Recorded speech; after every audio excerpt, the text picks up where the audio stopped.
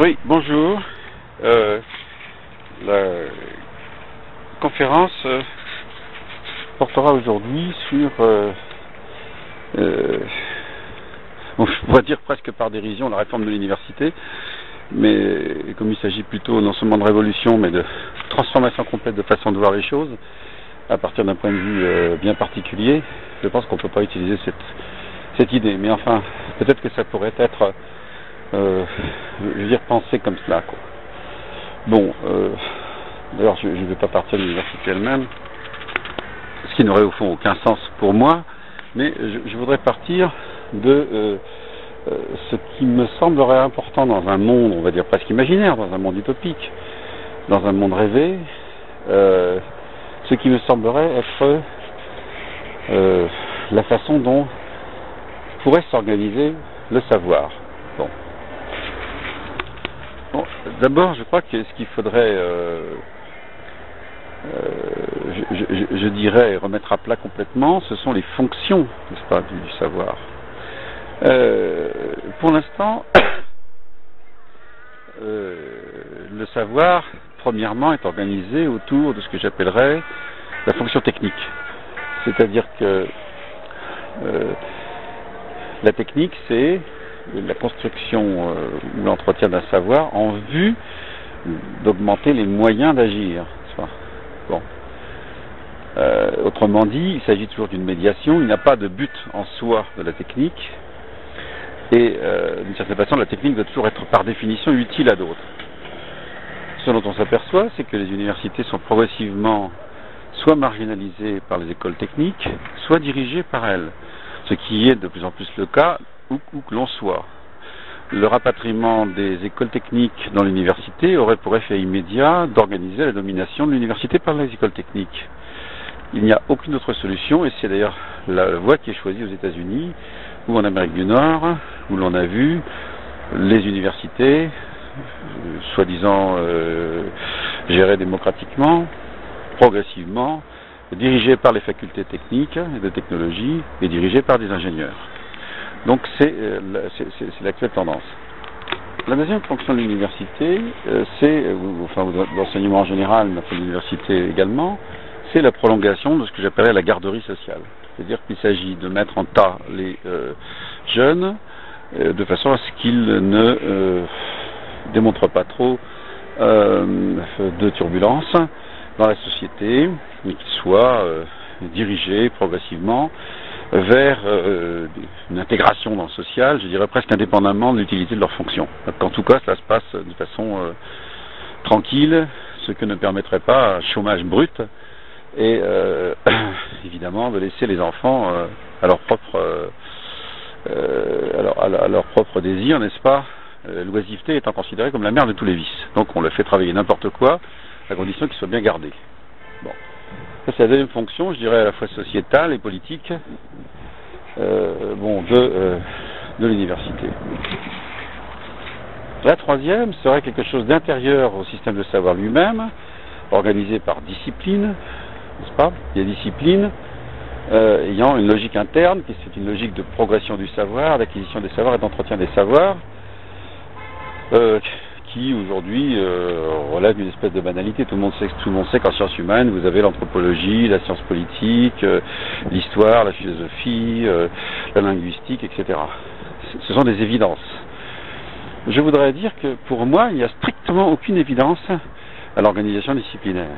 La discipline a effectivement sa logique, une logique corporative, mais au fond, on s'aperçoit qu'à force de volonté, d'objectivité, de volonté de rester à l'écart des enjeux et des passions extérieures et des intérêts, la discipline finit finalement par s'organiser de façon hiérarchique, c'est-à-dire à partir d'une hiérarchie de pouvoir interne, ces pouvoirs étant se hiérarchisant finalement selon les mêmes catégories que les sociétés externes. C'est-à-dire que si l'utilité et la technicité sont finalement les critères extérieurs d'utilité en quelque sorte de l'université, alors progressivement, par des effets de pression très lentes et très insensibles et de proche en proche, du fait même que ce sont les écoles d'ingénieurs qui vont diriger l'université, vous allez avoir, même à l'extérieur, n'est-ce pas, une pseudo-scientifisation et technicisation des disciplines. Vous allez avoir des sciences de la littérature, des sciences de la poésie, des sciences de cela, ce qui est évidemment parfaitement ridicule mais qui correspond à une organisation générale de l'armée, si vous voulez, de l'armée universitaire.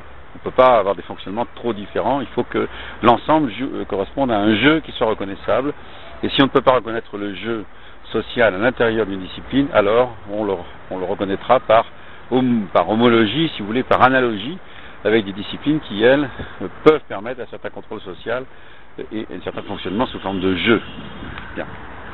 Pour l'instant, de ce point de vue-là, l'ensemble de l'université, sciences humaines incluses, évidemment, est organisé sur le modèle de ce qu'on avait appelé les sciences de la nature, les sciences exactes, enfin les sciences de la nature. Les sciences de la nature servent de modèle. Quel est leur modèle? C'est un modèle de type sportif, c'est-à-dire que vous avez un ballon, vous avez une équipe, vous avez un arbitre et vous avez un public. Et vous avez un lieu où se déroule la manifestation. Le lieu où se déroule la manifestation, c'est le campus. Le ballon, c'est, on va dire, l'équipement collectif, le grand accélérateur ou la paillasse, tout ce que vous voulez, le laboratoire, qui va permettre de justifier, de rendre visible, la notion de visibilité est extrêmement importante, comme dans le sport. L'arbitre, c'est le public spécialisé, par exemple, sous forme de revue qui va accepter ou non un article. Et le grand public, eh bien, c'est même finalement, par la voie de la vulgarisation, par la voie également des députés qui vont voter tel et tel crédit, va se développer, si vous voulez, l'évidence visible de l'effet de science, c'est-à-dire, par exemple, un progrès, une invention de molécules d'intérêt médical, un nouvel avion, une nouvelle puce qui permet d'enregistrer encore plus de données, etc., etc. Autrement dit, vous avez bien un lien avec le grand public au nom d'une sorte d'utilité sociale de la science qui semble être une espèce d'évidence tacite, bien qu'il n'y ait strictement rien d'évident. C'est comme si vous disiez l'utilité sociale de l'art ou l'utilité sociale de l'artiste. Bon, l'artiste n'a pas à démontrer son utilité sociale, il a à être un artiste. Bon, je crois que c'est pareil pour un scientifique ou un chercheur, mais c'est pas du tout la logique qui prévaut. La logique est une logique de visibilité, de productivité, de recommencement incessant des processus, exactement comme le processus sportif doit recommencer chaque année. Vous devez avoir plusieurs manifestations sportives par an, vous devez avoir plusieurs apparences de découverte ou apparences de protocole aboutissant à quelque chose de public dans la science. Sinon, ça ne marche pas. C'est pour ça que on a ce dicton, vous savez, publish or perish, qui signifie qu'il doit tout le temps y avoir des événements, au fond, des événements publics par l'intermédiaire de la publication. Alors, à défaut de productivité, car finalement, productivité scientifique par mètre carré de laboratoire est extrêmement faible, ça il faut tout de même l'avouer, hein, même si on a des événements multiples chaque année, en réalité, la progression et je dirais l'utilité absolue, c'est-à-dire le fait que vous augmentiez l'utilité dans la société sans la détruire de notre côté. Hein. Évidemment, il faut tenir compte des effets négatifs de la technoscience sur l'environnement, par exemple, même si vous avez une technoscience qui aujourd'hui essaye de protéger l'environnement. La technoscience est un bloc, fonctionne comme un ensemble, et cet ensemble, en gros, je crois, assure un fonctionnement social, un fonctionnement sociétal, exactement comme le sport. Hein. Encore une fois, face à un public, avec un ballon, des arbitres, etc. Bon. Ça n'est pas le cas pour les sciences humaines. Les sciences humaines copient ce modèle-là. Mais en réalité, vous n'avez aucun effet d'utilité. Vous n'avez pas de produit qui puisse être ensuite utilisable dans la société, ou très peu. Vous avez des études statistiques qui sont des études généralement commandées par des administrations, dans des buts administratifs, et qui peuvent tout à fait s'opposer aux intérêts d'une partie de la population qui, au contraire, a intérêt à vivons heureux, vivons cachés, et n'a pas du tout intérêt à ce type d'investigation, plutôt policière que scientifique d'ailleurs. L'origine policière du sondage est d'ailleurs bien connue. Les sciences humaines fonctionnent à la copie, elles fonctionnent à partir de disciplines qui auraient leur propre réalité interne, leur propre structure, leurs propres normes, leurs propres lois, leurs propres règles, leur propre fonctionnement heuristique. En réalité, il s'agit d'une hiérarchie spécialisante, hein, hyper spécialisante. La spécialisation se fait, je ne sais pas, par exemple en histoire, par siècle, vous avez des médiévistes, des 17e-istes, etc., etc. Vous allez avoir éventuellement des zones, hein, les asiatistes, ou je ne sais pas quoi, comment est-ce qu'on pourrait appeler ça, enfin bref, vous avez à chaque fois une spécialisation qui forme des petites structures dans lesquelles vous avez 2, 3, 4 personnes, 5 personnes, qui font leurs colloques mondiaux avec leurs 4 ou 3 homologues dans le monde. Vous avez des publications chaque année qui s'accumulent, qui sont lues absolument par personne, pratiquement même pas par les gens qui les ont écrits. Donc vous n'allez certainement pas lire l'article du voisin. Ça n'a aucun effet discriminant réellement dans le public puisque ça ne produit rien. D'ailleurs ce sont des très gros articles qui en fait sont indéchiffrables pratiquement. Et puis vous avez cette accumulation de matière grise, enfin de publications grises qui se développent, je dirais chaque année, volume 36, numéro 1892, etc., etc. Chaque année depuis 1940, ou depuis 1920, ou depuis 1890 dans certains cas. Donc vous avez cette espèce d'effet d'accumulation. Je crois que ça se saurait s'il y avait des effets réellement d'apport de connaissances positives, de quelque chose de vraiment nouveau. Bon, probablement que ça maintient une certaine objectivité. Allons, on va tout de même pas dénigrer l'ensemble du processus. Il y a des effets d'objectivité, des effets d'extériorité aux engagements les plus fous, quoique on a bien vu une large partie de la science allemande engagée dans les idéaux du nazisme, avec des tentatives de démonstration absolument absurdes, etc. Mais disons qu'on pourrait dire qu'en règle générale, lorsque la société n'est pas trop folle elle-même, la science ne l'est pas non plus. Bon, voilà.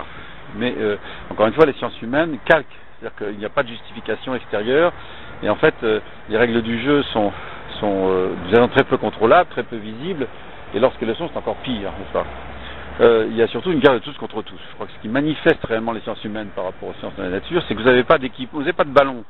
Donc vous avez la guerre de tous contre tous, parce que dans quoi vous voulez taper s'il n'y a pas de ballon? Eh ben, vous tapez sur le voisin. Donc voilà, en gros c'est très simple, vous tapez sur le collègue. Donc vous avez une haine absolument farouche et un milieu absolument épouvantable, car il n'y a rien qui va pacifier, si vous voulez. Alors, il y aura un petit peu de choses.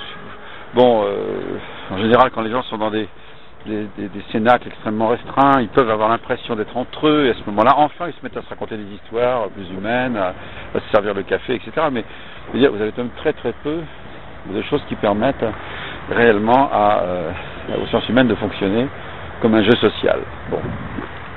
Donc, il n'y a même pas ça, si vous voulez. Il n'y a même pas ça, ça imite, ça calque. C'est comme si on projetait sur les sciences sociales une espèce de diaporama du modèle d'organisation des sciences exactes, et que chacun devait porter sur le ventre, n'est-ce pas, le numéro et la cellule dans laquelle il doit être, correspondant en gros à une sorte d'idéal scientifique. Mais ça ne fonctionne pas. Ça fonctionne pas. De sorte qu'on se rabat sur un modèle purement hiérarchique, et que vous avez une espèce de norme, n'est-ce pas, qui est organisée par les associations professionnelles, les associations chaque année, et qui donnent le ton, et qui permettent aussi de contrôler les revues, qui permettent elles-mêmes de contrôler l'accès à la respectabilité et aux fonctions professorales ou des chercheurs. Ces revues étant parfaitement endogames, et n'ayant strictement aucun, ne permettant, leur multiplication n'est pas du tout une garantie de multiplicité et de pluralité ou de diversité dans la recherche, car leur multiplication, qui a elle-même des limites bien sûr, correspond aux multiplications des spécialités et au nombre de cases qu'il est possible d'organiser dans l'université de façon correspondante. Donc, résultat des cours, si vous voulez, c'est le cas de le dire, il reste très peu d'une cité scientifique ou académique ancienne, avec des droits de cooptation, des droits de passage, de reproduction de soi, n'est-ce pas, avec des belles robes et des beaux chapeaux carrés, enfin pas en France, mais enfin on a avec Hermine, etc. Enfin vous pouvez avoir des uniformes par corporation, mais ces corporations produisent effectivement peut-être des chefs-d'œuvre selon leurs critères internes, et qui ne sont pas nécessairement des critères d'utilité, et quand elles le sont, ce sont des critères d'utilité politique qui n'ont strictement aucun intérêt scientifique. En tout cas, il y a très très peu de progressivité, ça ne progresse pas, ça n'avance pas, parce que vous n'avez pas de terrain, vous n'avez pas de ballon, vous n'avez pas de timing, vous n'avez pas de public, etc.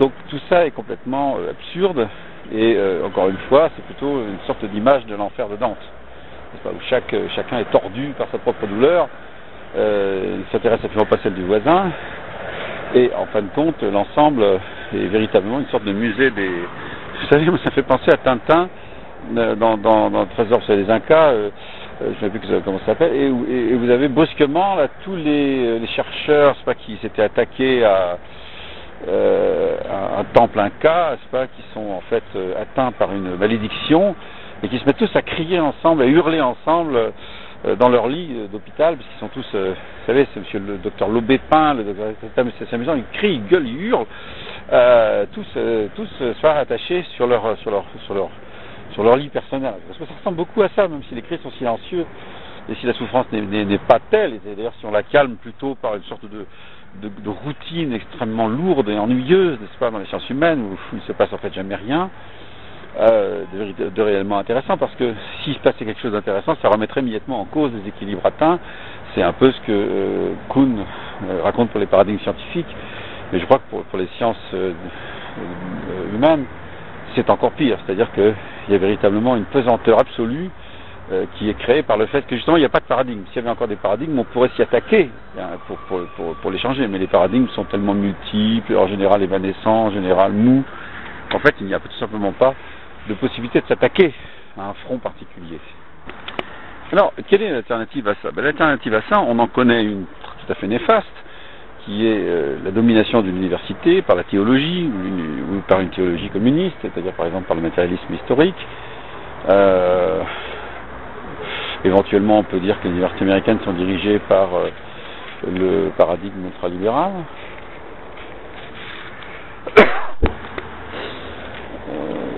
Mais si vous voulez, non seulement c'est pire, mais ça change rien de particulier, puisque ça s'accommode très bien de l'ultra-spécialisation hiérarchique. Pourquoi j'ai dit que c'est une alternative? Eh bien parce que, effectivement, à côté de l'objectivité dite académique, scientifique, ce retrait du monde, n'est-ce pas, cette espèce de perfectionnement en soi, qui se désintéresse des enjeux, qui n'est pas dirigé par un enjeu aucun, vous avez l'idéologie au pouvoir, dans certains cas, l'université religieuse, etc. Bon. Évidemment, ça déqualifie, les universités religieuses sont déqualifiées par rapport aux universités qui se prétendent objectives et ne répondent qu'aux préoccupations internes de la science, bien sûr. Et on a toujours sinistre mémoire des systèmes universitaires entraînés par l'idéologie, par le marxisme, par le nazisme, etc. Donc, si vous voulez, c'est pas de véritables alternatives. Moi, je vois tout de même une possibilité, si vous voulez. Je vois une possibilité. La possibilité, où est-ce qu'elle est? Eh bien, elle réside dans le fait que vous avez plusieurs motivations possibles au savoir. Je dirais au vrai savoir, au savoir effectivement objectif, et au savoir effectivement réaliste, pas celui qui est imprégné d'idéologie. C'est celui qui fonctionne, si vous voulez, en rapport avec un objectif pratique, n'est-ce pas, de mode de vie, de façon de vivre différente. Si vous voulez, par exemple, construire un mode de vie relativement compatible avec la nature, vous allez être obligé de construire une écologie, un écologisme, qui tout en pouvant être partagé avec beaucoup de gens qui s'intéressent à l'écologie en général, aura des fonctions très précises. Alors on va dire que c'est des fonctions techniques. Si c'est de construire un mode de vie, c'est la technique. Oui et non. C'est-à-dire qu'en fait, vous pouvez très bien, à travers votre savoir, promouvoir véritablement l'idéal, d'une certaine façon, d'un écologisme, une façon de vivre qui soit différente. Et on pourrait dire, par exemple, une université de la nature, qui serait surtout animée par des gens ayant une véritable volonté de vivre différemment et de permettre aux êtres humains de vivre différemment. Évidemment, ça aurait une toute autre allure, n'est-ce pas, que les universités de technologie, même si les universités de technologie ont toujours maintenant un petit bout d'elles, n'est-ce pas, qui est consacré aux idéaux verdoyants. Ça n'a rien à voir. Bon. Alors moi, je crois que c'est une véritable alternative. Je crois que l'alternative, elle est là. L'alternative, elle est là parce que, en réalité, vous allez vous apercevoir que si vous réfléchissez quelques minutes, il n'y a pas de véritable objectivité. Par exemple, quand vous prenez les sciences humaines sociales, les fameuses sciences sociales, n'est-ce pas, les sciences sociologiques, les sciences organisées, autour de l'idée qu'il y a des sociétés, n'est-ce pas, ce qui est une notion parfaitement idéologique. Alors, on pourrait très bien dire qu'il y a des peuples. Non, on dit qu'il y a des sociétés. On pourrait dire qu'il y a, vous voyez, des groupements humains. Non, on dit qu'il y a des sociétés. Alors, la société, d'ailleurs, n'a pas encore tout à fait remplacé le peuple au niveau de la sociologie politique, justement, au niveau du politique, mais ça ne saurait tarder. Et un jour, on votera en tant que membre d'une société et non pas en tant que membre d'un peuple. En tout cas, ce n'est pas encore le cas, puisqu'il faut avoir une souveraineté, et que la souveraineté, normalement, est le privilège d'un peuple. Elle ne peut pas être réellement accordée à une société. La société étant une organisation composite, par définition. Alors, composite, c'est-à-dire qui va continuer à exister une fois que vous avez, en quelque sorte, manifesté une minorité et une majorité. Une minorité et une majorité ne vont pas Quand vous avez un peuple qui a décidé au nom de sa majorité, c'est pas pareil que la société, puisque la société, elle reste composée de sa majorité, de sa minorité, et elle ne décide pas d'une certaine façon, elle est toujours là. Voilà. Bref, je ne vais pas m'attarder sur justement ce concept de sociologie politique, mais je veux simplement dire, si vous voulez, que lorsque les sciences sociales vont inventer la notion de société, parce qu'elles vont travailler autour de ça, eh bien, elles vont en fait fonctionner pour cette société, pour cette notion. Et la notion va satisfaire un certain nombre de gens et déplaire à d'autres, mais si vous voulez, elle va en gros, c'est un petit peu comme, par exemple, elle va déplaire à Madame Thatcher lorsqu'elle va dire la société n'existe pas, ce qui existe c'est des familles, des individus, des personnes, etc. Et c'est extrêmement important. C'est-à-dire que Madame Thatcher avait parfaitement compris que la notion de société était une notion qui s'opposait, d'une certaine façon, à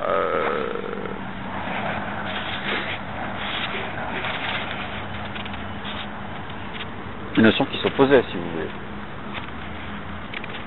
Oui, donc ce que je veux dire, si vous voulez, c'est que on pourrait très bien supposer que d'autres concepts passent à un niveau de commandement, en quelque sorte, dans les sciences humaines.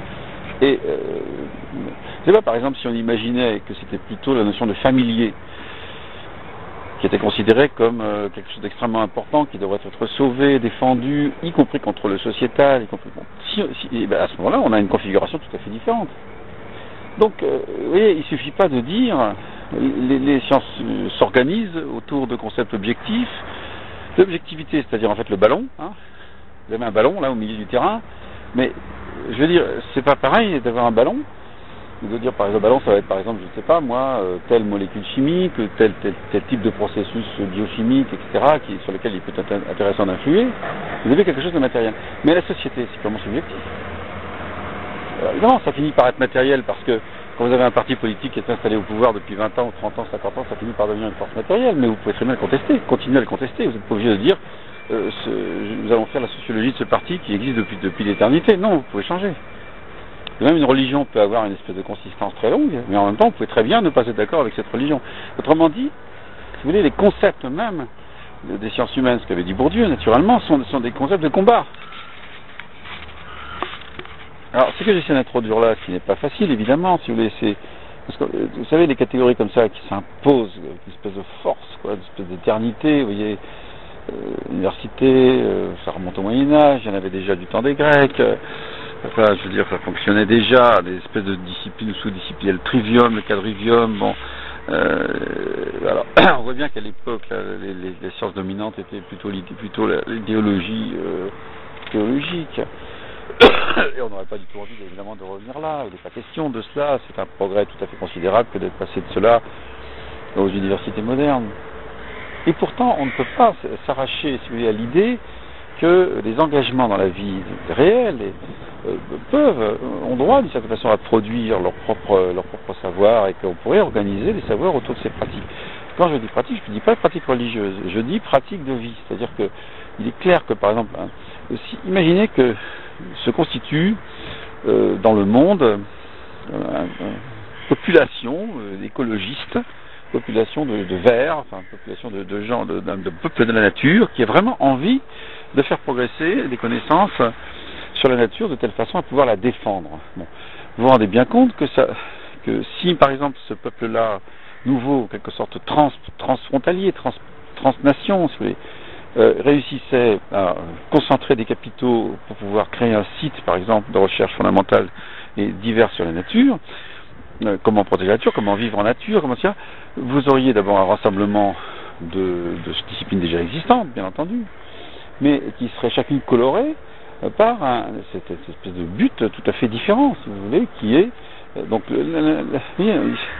ça serait pas technique parce que le but n'est pas technique, le but est de vivre différemment. Bon, en tout cas, s'il est technique, il est aussi, je dirais, idéal au sens où c'est pas seulement une technicité en vue, n'est-ce pas, de n'importe quelle utilité sociale, mais c'est la définition même de l'utilité sociale qui est remise en cause. Donc vous avez la philosophie de la nature, vous avez la sociologie de la nature, vous avez l'histoire de la nature, vous avez évidemment de la science naturelle, etc. Vous avez plein de choses qui viennent converger et qui ne sont pas remis en cause nécessairement en tant que discipline, mais qui sont colorés d'une façon très particulière. On pourrait dire pareil, vous savez, vous avez eu par exemple des sciences de l'urbain. Les sciences de l'urbain, moi ça m'agace parce que l'urbain c'est quoi? C'est cette prolifération qui fait qu'on a 25 millions d'habitants, je sais pas, à Istanbul, peut-être bientôt 20 millions d'habitants à Istanbul, vous avez je sais pas combien de millions d'habitants, dizaines de millions d'habitants à Mexico, etc. Que pour moi c'est pas des villes. C'est évidemment plus des villes, ce sont des villes. Alors, on pourrait dire qu'on va être contraint par cela. Mais il y a des gens qui peuvent refuser cette contrainte, qui peuvent dire, nous ce qu'on va faire, c'est fabriquer des vraies villes. C'est-à-dire on va fabriquer des villes et pas de l'urbain. Bon. Donc on va déjà substituer la discipline de la ville à la discipline de l'urbain. Bon. Et puis il y a l'intérieur de cette discipline de la ville qui implique des civilités particulières, qui implique des façons de construire, des façons de ne pas construire, des façons de ne pas se laisser aller aux technicités gigantesques de l'industrie, mais de fabriquer sa propre histoire, de participer également à son propre mode de vie. Tout ça, ça va converger aussi, par exemple, éventuellement dans une université de la ville qui n'a rien à voir avec l'université de la nature. Et peut-être les deux s'opposeront. Mais ils s'opposeront, je dirais, au nom de savoirs qui sont construits à travers cette volonté de pratique. On pourrait donner un troisième exemple, je ne sais pas moi, si l'art, la culture, les vocations métaphoriques, bon, aujourd'hui tout ça est dispersé dans des facultés d'art, plastique, de cinéma, de machin, de trucs qui se correspondent chacune à des mini-pratiques, mais l'idée de défendre un monde de la culture qui justement ne serait plus dépendant de la technicité, ou plutôt qui inventerait ses propres techniques, mais qui ne serait plus dépendant, si vous voulez, d'une sorte d'utilité extérieure, c'est-à-dire qu'il ne fonctionnerait plus pour être le divertissement, pour des masses qui sont elles-mêmes engagées dans des destinées salariales, pour les grandes industries, etc. Donc on aurait, si vous les services, donc on aurait au contraire une définition, je dirais, spécifique de la culture. Là aussi, ça peut donner lieu à la fabrication d'une espèce d'université, de lieux, de sites, si vous voulez, dédiés à la culture, en elle-même, par exemple, qui n'aurait strictement rien à voir avec d'autres types. En fait, je crois qu'on pourrait donner beaucoup d'autres exemples de possibilités d'alternatives, qui seraient des alternatives réelles à partir du moment où elles partageraient un certain nombre de conditions. Dans ces conditions, je vois quelque chose. Alors, on va me dire, mais au fond, en quoi est-ce que c'est je dirais, différent des universités organisées autour d'un conglomérat de disciplines actuelles? Moi, je dirais que ces disciplines peuvent être effectivement affines, par exemple, je dirais aussi la psychanalyse, la psy, tout ça, bon, tout sont quand même très affines avec, je dirais, quelque chose qui est autour du familier, autour de l'individu et du familier. Donc, si vous avez la fabrication d'une institution, est-ce qu'on dira les humanités, je ne sais pas. Non, pour moi c'est plutôt quelque chose de centré justement sur la question du familier, la question du petit nombre, la question de la singularité, la question de l'individu, etc. Bon, que vous ayez là-dedans beaucoup de disciplines liées, éventuellement même antagoniques entre elles, c'est pas très grave, mais qui pourraient au moins s'entendre, si vous voulez, sur la question de la passion générale, c'est-à-dire que ce sont des gens qui veulent que ce qui relève des libertés individuelles ou collectives autour du petit nombre, de la parenté, de la privauté, de la privacy, et que tout ça ne disparaisse pas, ne soit pas bouffé par un grand système normatif.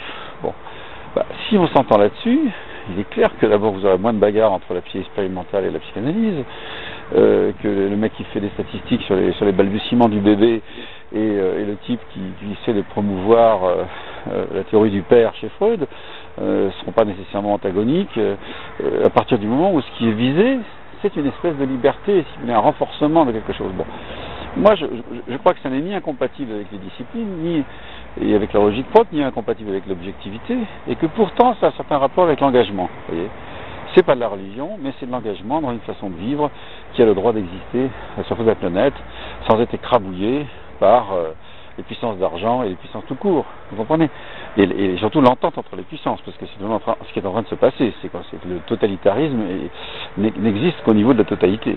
Faire un totalitarisme au niveau de l'Allemagne, c'était puéril, mais le faire au niveau du monde, ça a du sens, parce qu'il n'y en a vraiment plus qu'un. C'est un totalisme, si vous voulez.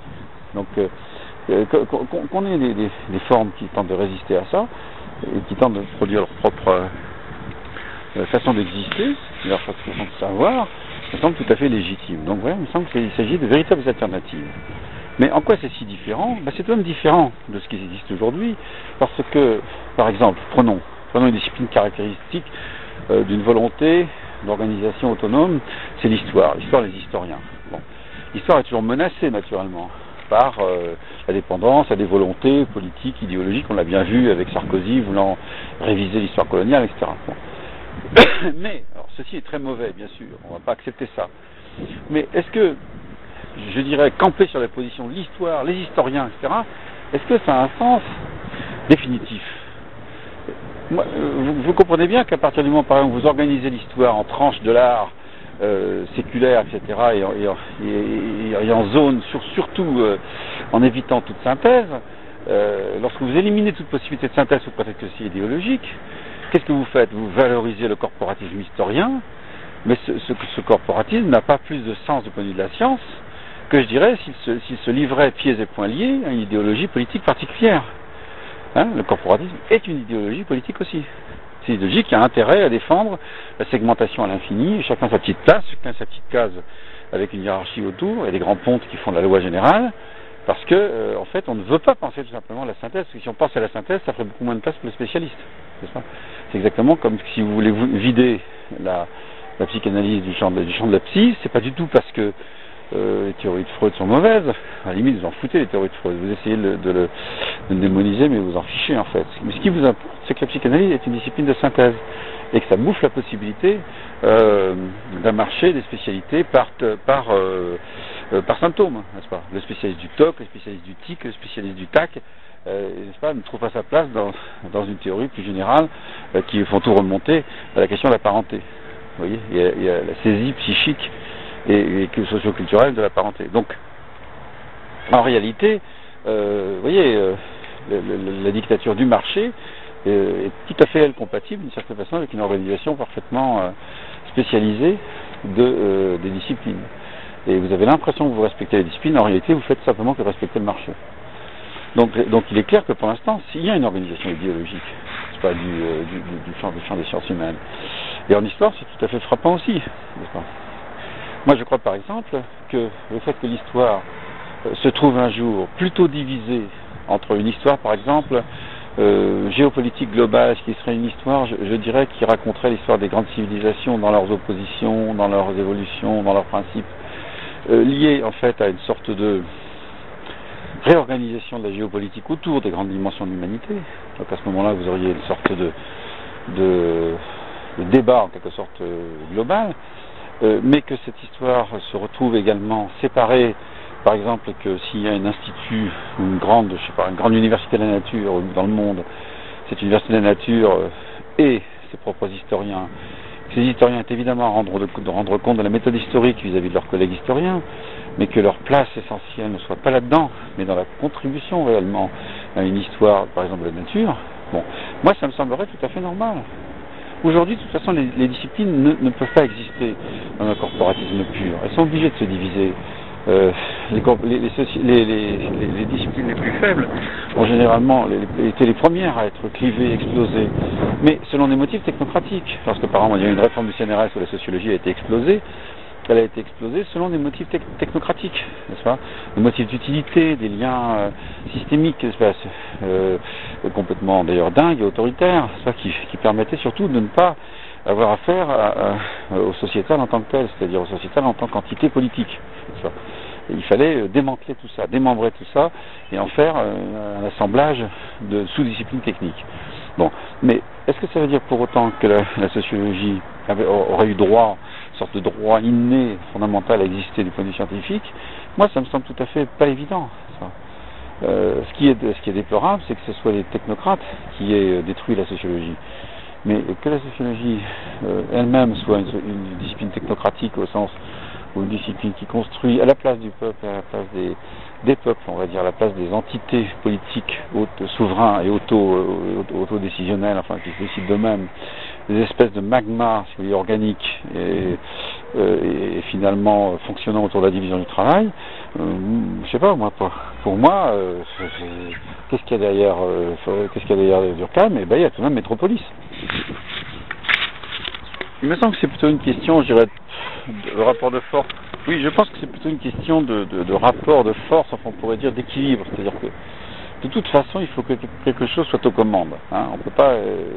Alors, soit c'est le corporatisme pur et dur qui, en fait, empêche finalement de penser et tasse les gens sur eux-mêmes au nom d'une espèce de transmission de la pure objectivité, de la pure professionnalité. Finalement, tue littéralement, endort et tue au nom de règles toujours plus précises et toujours plus expertes, n'est-ce pas? Soit vous avez une religion au pouvoir, soit vous avez une théorie au pouvoir. Je crois que ce qu'il faut mettre au pouvoir, c'est plutôt la liberté d'un mode de vie, d'un mode d'existence, en rapport avec des modes d'existence différents, n'est-ce pas, sur la planète. Voilà. Et d'une certaine façon, moi je crois que c'est ça qui doit être aux commandes. Voilà. Ça doit être la démocratie